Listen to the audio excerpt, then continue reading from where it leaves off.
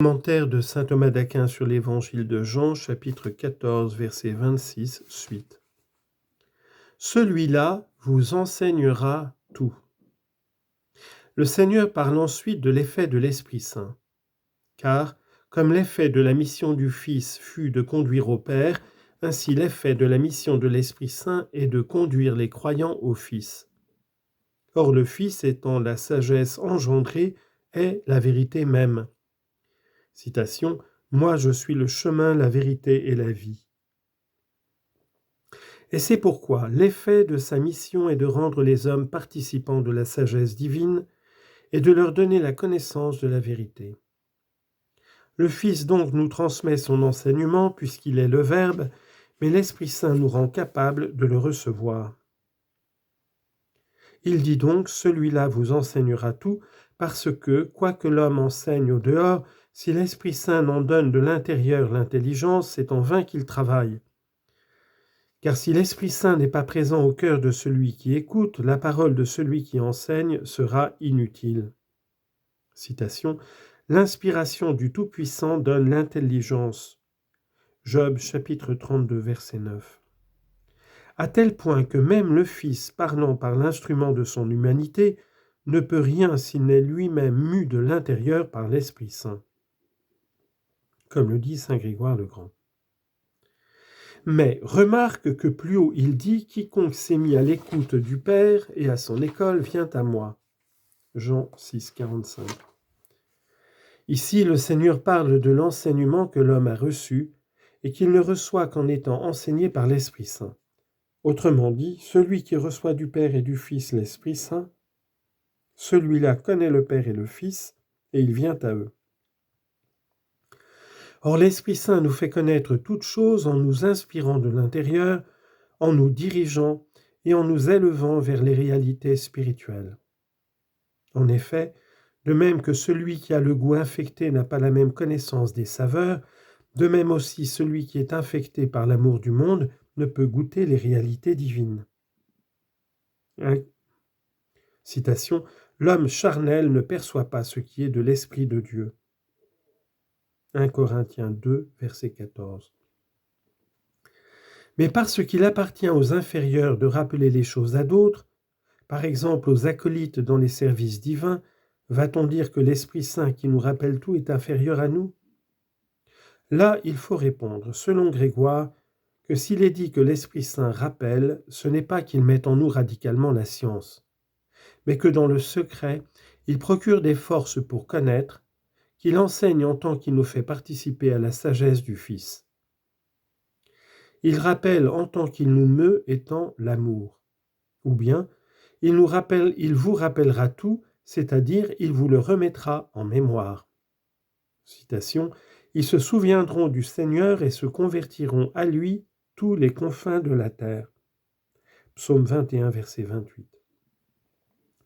Il faut savoir en effet que parmi les choses que le Christ a dites à ses disciples, il y en a que ceux-ci n'ont pas comprises et d'autres dont ils ne se souvenaient pas.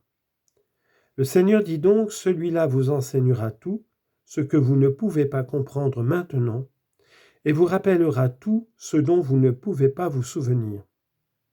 En effet, comment l'évangéliste Jean, 40 ans après, aurait-il pu avoir le souvenir de toutes les paroles du Christ qu'il a écrites dans son évangile si l'Esprit Saint ne les lui avait rappelées? Verset 27. « Je vous laisse la paix, je vous donne ma paix, moi je ne vous la donne pas comme le monde la donne. » Plus haut, le Seigneur a promis à ses disciples quelque chose qu'ils allaient obtenir grâce à la présence de l'Esprit Saint. Or ici, il promet un don qu'ils allaient obtenir par sa venue et sa présence. Cependant, il faut savoir que si l'on considère la propriété des personnes, à savoir du Fils et de l'Esprit Saint, le Seigneur semble alterner les dons. En effet, puisque le Fils est le Verbe, il semble que le don de la sagesse et de la connaissance lui appartiennent en propre. Mais à l'Esprit Saint est appropriée la paix, puisqu'il est l'amour qui est cause de paix.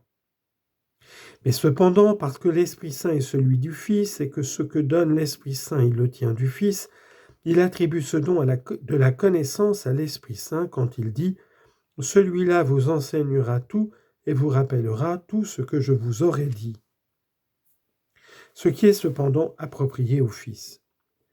Mais parce que l'Esprit Saint procède du Fils, ce que l'Esprit Saint fait en propre est attribué au Fils. Et selon ce mode, le Christ s'attribue à lui-même la paix en disant « Je vous laisse la paix ». En premier lieu, il promet le don de la paix qu'il laisse. En second lieu, il distingue cette paix de la paix du monde. Je vous laisse la paix. Il faut savoir que la paix n'est rien d'autre que la tranquillité de l'ordre, comme le dit Augustin. En effet, on dit que des choses sont dans la paix quand leur ordre demeure non troublé. Or, dans l'homme, il y a un triple ordre, de l'homme vers lui-même, de l'homme vers Dieu et de l'homme vers le prochain. Et ainsi, il y a dans l'homme une triple paix. Une certaine paix intrinsèque selon laquelle il est pacifié en lui-même sans trouble de ses puissances. Citation, « Paix abondante pour ceux qui aiment ta loi ». Psaume 118, verset 165. Une autre, par laquelle l'homme est en paix avec Dieu, totalement soumis à son ordre. Citation, « Étant donc justifié par la foi, ayons la paix avec Dieu ». Romains 5, 1. La troisième paix est à l'égard du prochain. Citation, « Recherchez la paix avec tous les saints et la sainteté sans laquelle nul ne verra Dieu ». Hébreux 12, 14.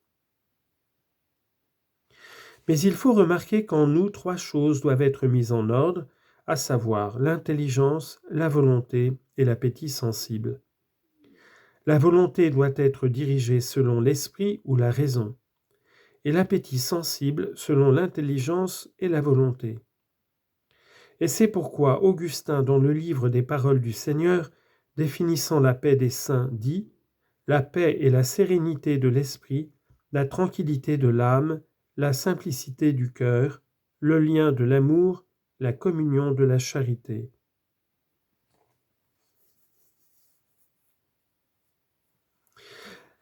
La sérénité de l'esprit se rapporte ainsi à la raison qui doit être libre, non pas liée ou absorbée par quelque affection désordonnée. La tranquillité de l'âme se rapporte à la puissance sensible qui doit se reposer du tracas des passions. La simplicité du cœur se rapporte à la volonté qui doit être totalement portée vers Dieu, son objet. Le lien de l'amour se rapporte au prochain et la communion de la charité à Dieu. Cette paix, les saints l'ont ici-bas et ils l'auront dans le futur. Mais ici-bas imparfaitement, parce que ni envers nous-mêmes, ni envers Dieu, ni envers le prochain, nous ne pouvons avoir la paix sans quelque perturbation. Mais dans le futur, quand nous l'aurons parfaitement, quand nous régnerons sans ennemis, là, jamais nous ne pourrons être en désaccord.